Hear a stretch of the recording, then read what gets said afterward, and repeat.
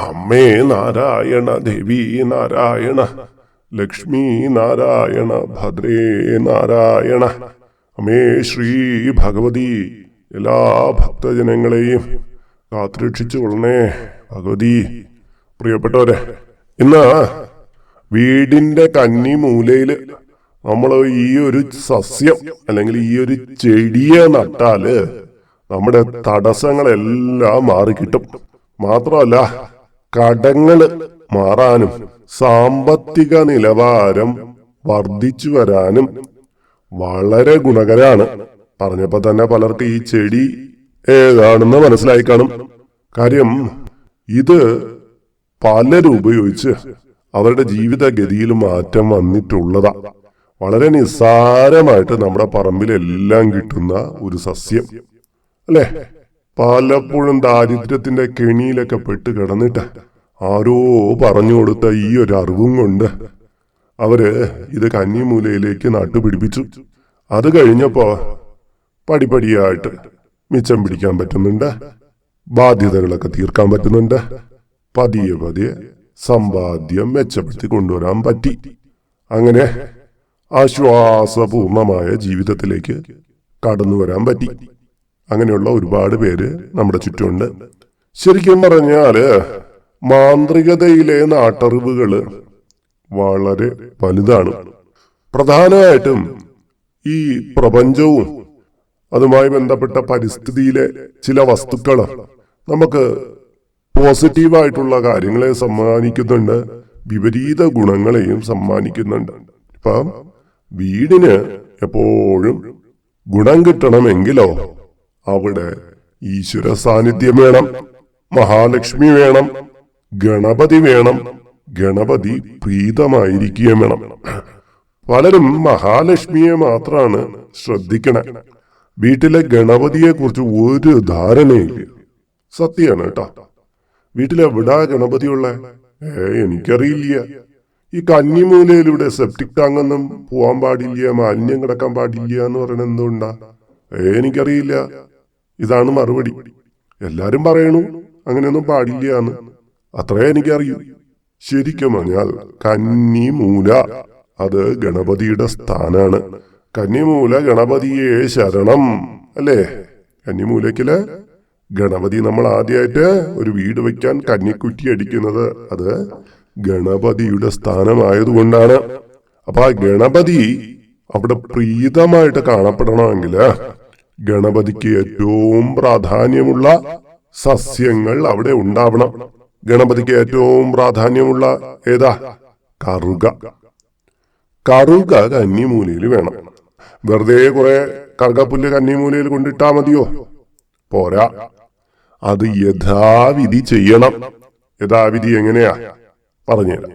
ഏറ്റവും നല്ലത് ചതുർത്ഥി ദിവസം 3 കറുക കന്നിമൂലയിൽ നട്ടുപിടിപ്പിക്കുക. ചിങ്ങമാസത്തിലെ വിനായക ചതുർത്ഥിയില് നടാമെങ്കിൽ ഏറ്റവും നല്ലത്. അതിന് കഴിഞ്ഞില്ലെങ്കിൽ ഏതൊരു മാസത്തെയും ചതുർത്ഥിയിൽ നടാം. ചതുർത്ഥി തന്നെ നട്ടാൽ അത്രയും പുണ്യൊന്ന. അപ്പൊ 3 കറുക അറിയായിരിക്കുമല്ലോ, നമ്മുടെ പറമ്പുകളിലൊക്കെ കാണും. അപ്പൊ ആ കറുകപ്പുല്ല് 3 കൊണ്ടുവരണം. ചതുർത്ഥി ദിവസം രാവിലെ സൂര്യോദയത്തിന് മുമ്പ് ഈ 3 കറുകപ്പുല്ലും ഒരു കുഴിയിൽ നടണം. ഇനിയിപ്പോ വീട്ടില് ടൈലൊക്കെ ഇട്ടേക്കണു, പുറത്ത് നടാൻ സൗകര്യമില്ല എന്നുണ്ടെങ്കില് ഒരു ചെടിച്ചട്ടി വച്ചിട്ട് ആ ചെടിച്ചട്ടിയിലേക്ക് ഈ കറുക നട്ടുപിടിപ്പിക്കൂ. അത്രയും മതി. പക്ഷേ എല്ലാ ചൊവ്വയും വെള്ളിയും നന്നായിട്ട് ജലസമൃദ്ധിയായിട്ട് നന്നായിട്ട് വെള്ളം തളിച്ച് അത് നിർത്തണം. അത് വളർന്നു വരുമ്പോൾ വെള്ളം ജലസേചനം എന്നും ചെയ്യണം. പക്ഷെ ചൊവ്വയും വെള്ളിയിലും അത് മുടങ്ങാണ്ട് നമ്മള് വെള്ളം തളിച്ചു കൊടുക്കണം. മാത്രമല്ല, വെള്ളം തളിക്കുമ്പോ ഓം ഗം ഗണപതയെ സർവവിഘ്നോപശാന്തയേത് എന്നുള്ള മന്ത്രം ജപിക്കുകയും വേണം. മന്ത്രം ഒന്നുകൂടി പറഞ്ഞുതരാം. ഓം ഗം ഗണപതയെ സർവവിഘ്നോപശാന്തയേത്. ഈ മന്ത്രം ഗണപതിക്ക് വളരെ പ്രിയപ്പെട്ട ഒന്നാണ്. നമ്മുടെ സർവ തടസ്സങ്ങളും വിഘ്നങ്ങളും മാറിക്കിട്ടാന് ഉപയുക്തമായിട്ടുള്ള ഒന്നാണ്. അപ്പൊ ഈ 3 കറുകപ്പുല്ലും നന്നായിട്ട് പടർന്ന് ഇങ്ങനെ പന്തലിക്കും. അപ്പൊ പിന്നെ നമ്മൾ അതിനെ എന്ത് ചെയ്യും? അതിനെ കട്ട് ചെയ്ത് മാല കെട്ടി ഗണപതിക്ക് ചാർത്തണം. അടുത്തുള്ള ഗണപതി ക്ഷേത്രത്തിൽ സമർപ്പിക്കണം. അതും വേണം. അവിടെ തന്നെ നിർത്തി വയ്ക്കരുത്. അത് കാട് പിടിക്കാൻ ഇട കൊടുക്കരുത്. ഏതൊരു കാര്യമായാലും അത് കാടായിട്ട് വളർന്ന് വീടിന്റെ പരിസരത്തെ അലങ്കോലപ്പെടുത്തരുത്. അത് ക്ഷേത്രത്തിൽ സമർപ്പിക്കേണ്ടത് ക്ഷേത്രത്തിൽ തന്നെ കൊണ്ടുപോയി സമർപ്പിക്കണം. ഈ ഇങ്ങനെ നമ്മള് കന്നിമൂലയ്ക്കൽ നിന്ന് ശുദ്ധിയോടെ പറിച്ചു കൊണ്ടുകൊടുത്ത് ചാർത്തുമ്പോൾ തന്നെ നമ്മളിൽ ഉണ്ടാകുന്ന അത്രയും കാലം ഉണ്ടായിരുന്ന തടസ്സങ്ങളുടെ 50% ആ ഒറ്റ തവണ കൊണ്ട് തന്നെ മാറിക്കിട്ടുമെന്നാ പറയണേ. മാത്രമല്ല, ഇങ്ങനെ ചെയ്യുമ്പോഴാ നമ്മുടെ വീട്ടിലെ കാര്യതടസ്സങ്ങള് മാറി വരും. കല്യാണപരമായിട്ടുള്ള, തൊഴിൽപരമായിട്ടുള്ള തടസ്സങ്ങളെല്ലാം മാറിക്കിട്ടും. വിദ്യാഭ്യാസ പുരോഗതി വരും.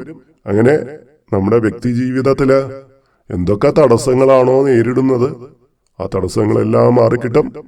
മാത്രമല്ല, നമുക്ക് ധനാഗമനത്തിന് സാധ്യത വർദ്ധിക്കും. കാര്യം ഇവിടെ ലക്ഷ്മി ഗണപതി എന്ന് പറയുന്ന ഒരു ഭാവം ഉണ്ടാവുകയാണ്. ഒരു വീട്ടിൽ ലക്ഷ്മി ഉണ്ടാവും. നമ്മൾ നിലവിളക്കൊക്കെ തെളിയിക്കുമ്പോൾ ലക്ഷ്മി ചൈതന്യം കൂടുതലായിട്ട് വരും. ഗണപതിയുടെ പ്രീതിയും കൂടെ വരുമ്പം ഗണപതിയും ലക്ഷ്മിയും കൂടെ ചേർന്ന് ലക്ഷ്മി ഗണപതി എന്ന് പറയുന്ന ഭാവം വർദ്ധിക്കുമ്പോൾ വീട്ടിലെ ബാധ്യതകളൊക്കെ ഉണ്ടെങ്കിൽ അത് കുറയാൻ തുടങ്ങും. മാത്രമല്ല, നമുക്ക് നീക്കിയിരിപ്പ് മിച്ചം പിടിക്കാനുള്ള അവസരങ്ങൾ കിട്ടും. അങ്ങനെ സാമ്പത്തികപരമായിട്ടുള്ള കാര്യത്തില് നമുക്ക് ഉന്നമനം കൈവരിക്കാനും ഇത് ഗുണകരമാണ്.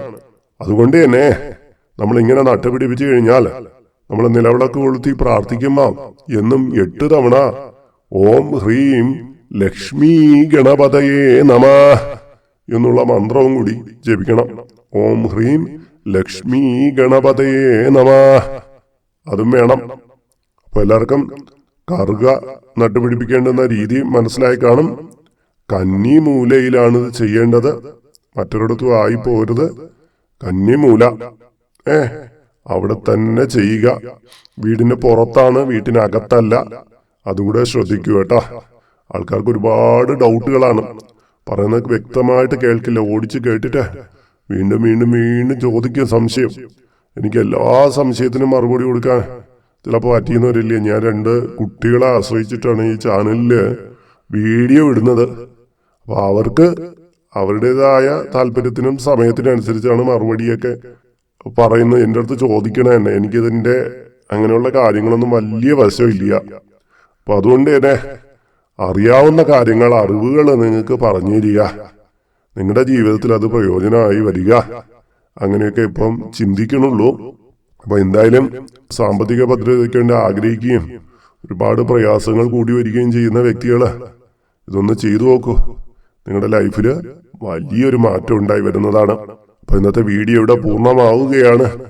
ഇതുമായി ബന്ധപ്പെട്ട നിങ്ങളുടെ എല്ലാ സംശയങ്ങളും എന്നെ കീഴെ കൊടുത്തുള്ളൂ കേട്ടാ. അപ്പൊ എല്ലാവർക്കും സമ്പൽ സമൃദ്ധിയും ഐശ്വര്യവും എല്ലാം കിട്ടട്ടെ എന്ന് സർവേശ്വരനോട് പ്രാർത്ഥിക്കുന്നു. അമ്മേ ലക്ഷ്മി ഭഗവതി ശ്രീ ഗണേശ എല്ലാവരെയും കാത്തുരക്ഷിക്കണമേ. മാം പാഹി ഭൂനാംബികേ.